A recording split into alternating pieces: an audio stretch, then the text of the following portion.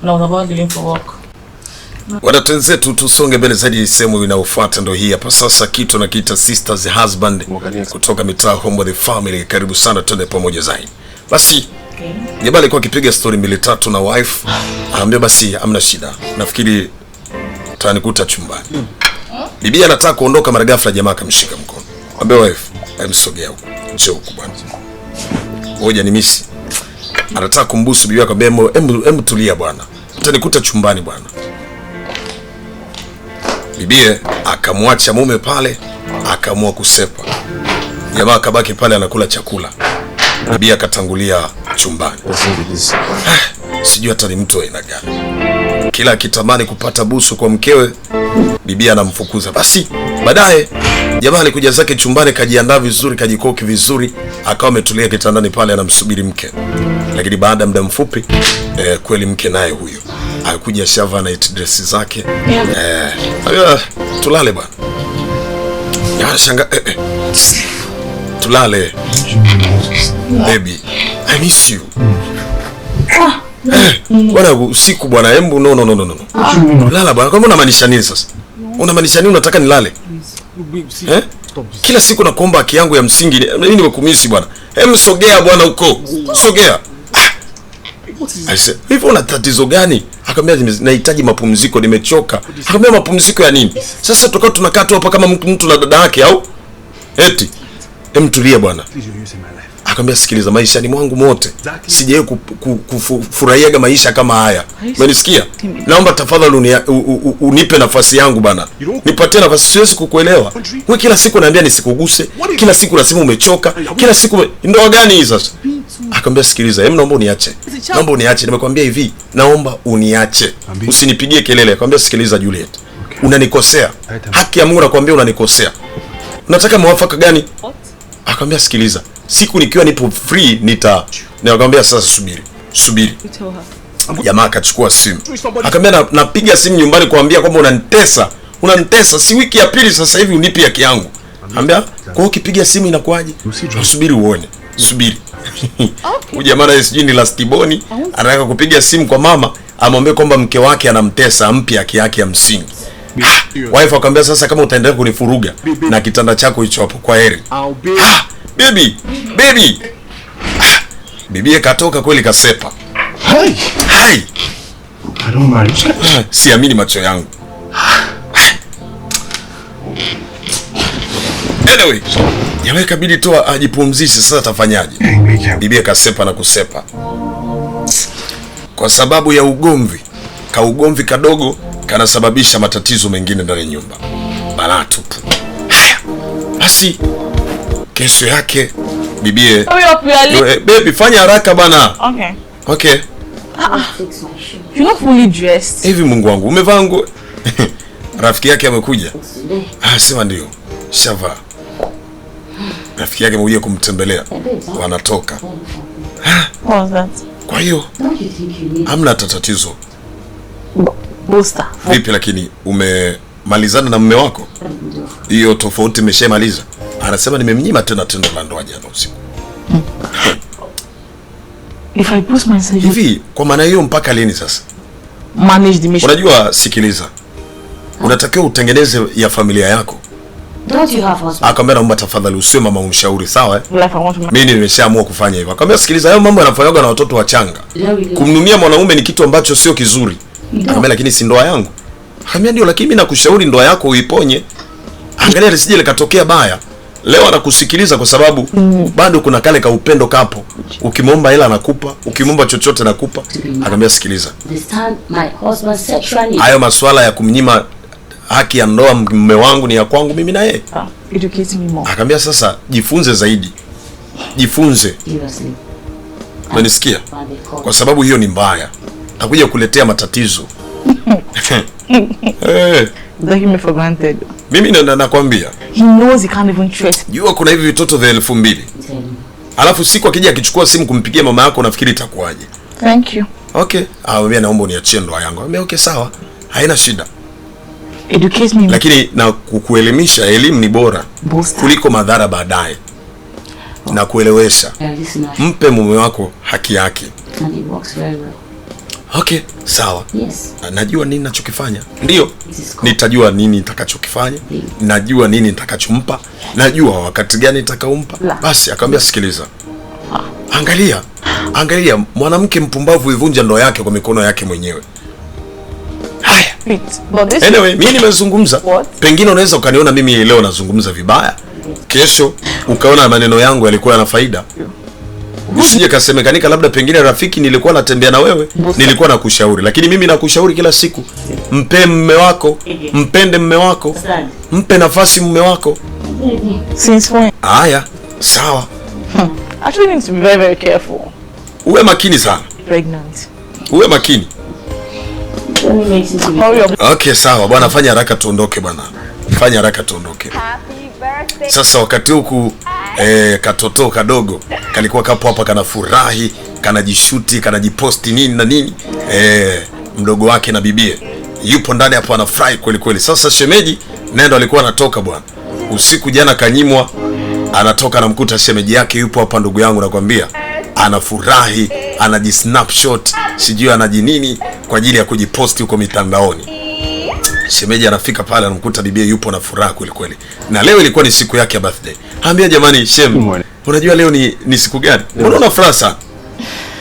Anaambia ujui tu. Leo ni my birthday. Siku yangu ya kukumbuka kuzaliwa kwangu. Oh, kumbe ni birthday yako? Anasema ndio. Anasema jamani, yani natamani sana siku ya leo nifurahie. Labda pengine ningekuwa na mwanaume angenifanyia surprise.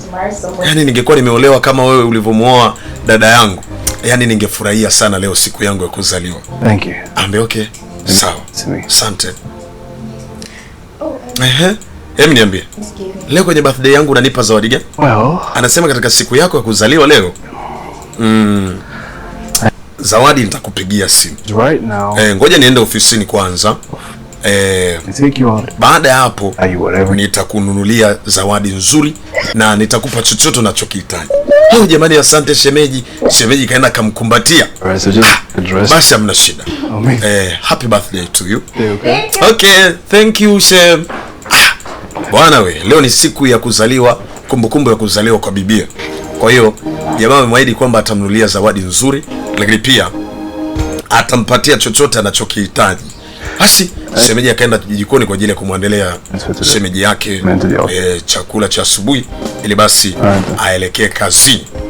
Okay. Bwana we, hatari mzee mzima, sikwambie mtu.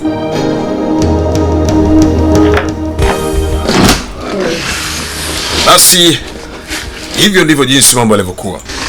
Siku ile ilikuwa ni siku ya furaha sana. Baadaye, asante sana. Asante kwa kunijali. Hamna shida, usijali. Lakini wakati Shemo anataka kuondoka, bibi akamshika. Akampiga busu mzee. Jamaa kama piga amepigwa na shoti vile. Shemeji vipi tena jamani? Kasemeji katoto cha 2000 kakambusu shemeji yake. Nel kambusu shemeji yake akaondoka. Ikabidi amfuate kwa sababu amefanya tukio la kumshtusha sana. Fungua mlango bwana. Fungua mlango basi. Mbona umejifungia ndani? May. Fungua mlango. Bibie kajifungia ndani, kambusu shemeji alafu kaenda kajifungia ndani bwana. Jamaa kavurugwa na istoshe huko ndani ya nyumba, naye mke wake ndio hivyo anambania, anamkazia, hampi mahaba ndindindi. Bwana we, ni balaa. Ile hali ikamchanganya kweli kweli. Sasa wakati huo rafiki yake huko anazidi kumshauri, anamwambia sikiliza. Mimi nataka nikwambie kila siku. Na kila siku nitazidi kukwambia. Ili ndoa yako iweze kuwa salama, ya kupasa uitunze mwenyewe. Yawezekana unaweza kuwa unajivunia umpikii mume wako au muandalii chochote, anafanya mdogo wako, binamu yako yule, lakini angalia, wanaume huwa wana tabia ya kuweza kuangalia. Sasa kama nimemuoa mwanamke huyu na hafanyi chochote kwa ajili yangu, why niendelee kuwa naye? Anaweza kapita na huyu ambaye anamfanyia kila kitu. Wanaume ndivyo jinsi walivyo. Angalia mazingira hayo. Usitengeneze kitu ambacho kinakuja kukuletea majuto baadaye. Umenisikia? Badilika. Rafiki yake anamwambia endesha bwana gari huko. Haina shida. Jamaa, unajua siku zote sio marafiki wote huwa wanashauri vibaya. Kuna marafiki wengine wanashauri vizuri, lakini unakuta tu kichwa cha mwendo wazima wanataka kukipeleka jinsi anavyotaka. Huyu rafiki leo anamshauri vizuri kabisa. Sasa shemeji ilibidi amfuate. Mzee mzima ilibidi amfuate shemeji, akamwambia sikiliza. Unajua ni mdogo Sasa haya mambo haya mpaka unanibusu sehemu hii mdomoni, unajua kwamba ni mbaya. Ambia shemu, naomba unisamee. Kiss me. Nilikukisi tu kwa sababu ya furaha. Unajua siku yangu ya kuzaliwa. Halafu ulinifanyia kitu ambacho mimi mwenyewe sikutarajia. Akamwambia sikiliza, unajua dada yako ni mke wangu ulichokifanya sio sahihi. Halafu unapaswa kujua kitu kimoja, kwamba wewe ni shemeji yangu. Napaswa kukuheshimu. Na wewe pia unapaswa kuniheshimu. Sawa? Sasa mazoea yangu mimi na wewe yasikufanya ukavuka mipaka. Umeelewa? Okay, sawa. Let me go open the door for your sister. Sasa nasikia uko honi, ngoja nikamfungulie dada yako mlango. Jamaa akawa na ushauri viwili vitatu asivuke mipaka, kwa sababu kumpiga busu mdomoni sio kitu kizuri. Akawa na mshauri kwa sababu pengine anaweza akawa amefanya vile kwa sababu ni mdogo, ni mtoto, lakini kiutu uzima ile sio sawa. Hususan kwa mwanamume sio sawa. Basi kamshauri pale, baadaye akatoka kwa ajili ya kuweza kwenda kufungua mlango kwa sababu mkewe ndo alikuwa amerejea.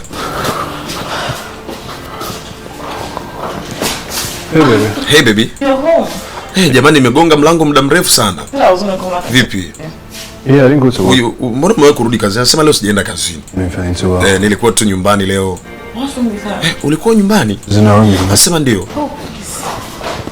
Mdogo wangu yuko hapa, anasema yupo chumbani huko. Bibi aliposikia jamaa hajaenda kazini, kabidi awahi kwa mdogo wake chumbani kwenda kumwangalia. Lakini inaonyesha dhahiri mtoto wa 2000 tayari ameshampenda shemeji yake. Kashamkubali. Sasa dada mtu ikabidi aje moja kwa moja mpaka chumbani kwa mdogo wake. Huyu ni binamu.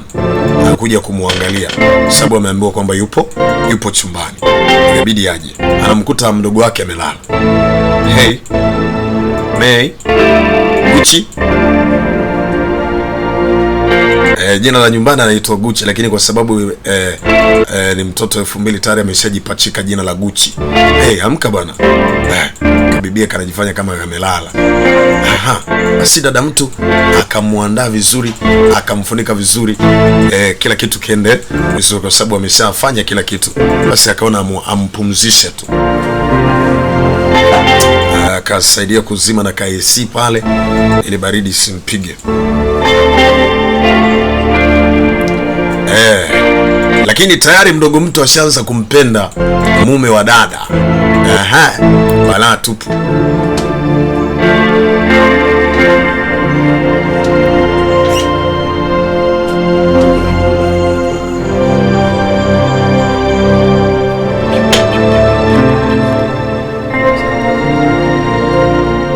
Kumbe hata bibi alikuwa jalala.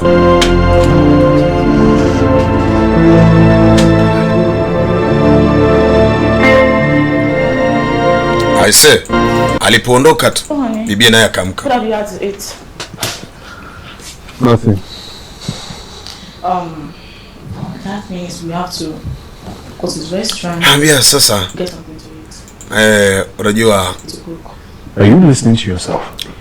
Unajua dada hajapika. Sasa nilikuwa naomba tu tukanunue chakula leo hotelini. Kama hivi unajisikia unachozungumza? So even na yeye kana. Yaani nyumba kila kitu kunacho.